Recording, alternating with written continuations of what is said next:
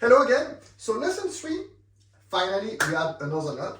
And I decided to add a note on the right hand rather than add also a note on the left hand. So the left hand is still with C and G, but the right hand has got C, D and E. So the piece goes like that.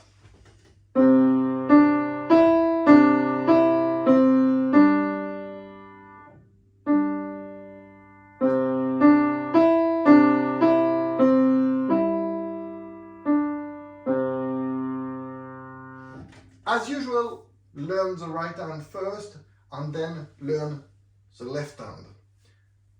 Two things that I want to talk about today. It's a difficulty of not lifting one hand once you have to lift the other one. So if you take the example of the first two bars, so it starts, the first two bars, on the left hand you got C and then you got another C. So you don't have any choice, you have to lift the hand to be able to play it again. But on the right hand, you go C, D, E, and then you go D. So there's no reason to lift between E and the D. If you lift it both hands, it would sound a little bit like if you had a hiccup. It would sound like,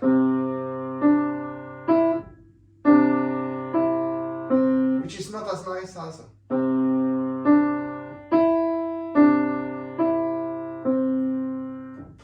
Now, it seems obvious, but I know by experience that it's not easy. I've taught my daughter on how to do it to start with. The best way to do it, the trick, is that you learn to lift the left hand, stay with the right hand, and never mind about the time, and then you think, okay, I'm going from the E to the D.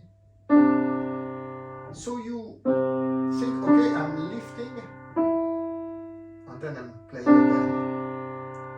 If you wait until the last minute to lift the left hand, that it's not possible. If you do, it doesn't work. So leave plenty of time. As soon as you play the E, you can lift. This is the first challenge, and then also maybe from that point we learn how to use the metronome.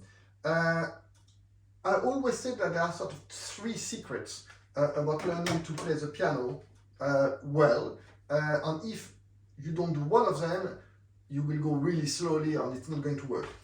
First one, obvious, you read the notes. Second one, less obvious but important equally, is that you don't look at your hands, because you can't both look at your hands and at the score. It tends to be that you will look at your hands if you are not sure of where it is. For example, you play a C, a D, and an E. Why would you look at C, D, E when the notes are in order? So the only way that you would look is if you didn't know that they were in order.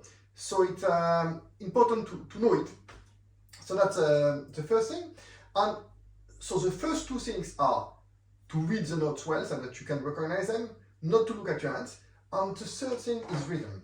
Now rhythm can be helped by the metronome. You can have a metronome on your phone, there are lots of free apps, or you can buy a simple metronome. And it gives, the numbers that it gives are the number of beats per minute. So if you're at 60, basically you're playing at seconds. The good thing about the metronome is that you can quantify the things, so that it's not only that it will help you to play in time, but also it will help you to gradually play faster, so that it doesn't become difficult in one go. So if you play it really slowly and you play it right, and let's say that you were playing it at something like 45, and suddenly you go from 45 to 70, you will make a mistake, because suddenly it's going to be 40% faster. But if you go by about 5 at a time, so let's say that you start at 50, so I'll put the metronome louder, so you play it like that.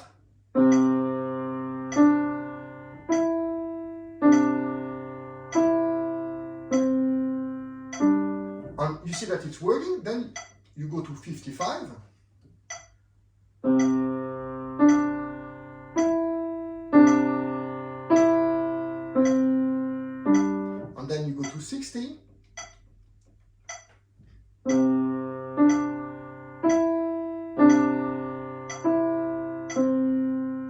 I'm just playing the beginning, but you can do that on all the piece.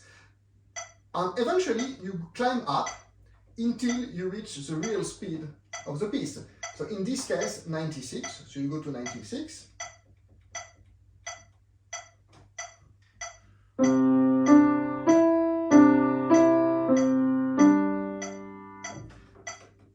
Now, at the beginning, I think that it doesn't matter if you can not quite do the 96 before you play the next piece. As long as you can reach, let's say 60 really solid, you can learn the next piece and gradually play faster. So that's the end of our third lesson.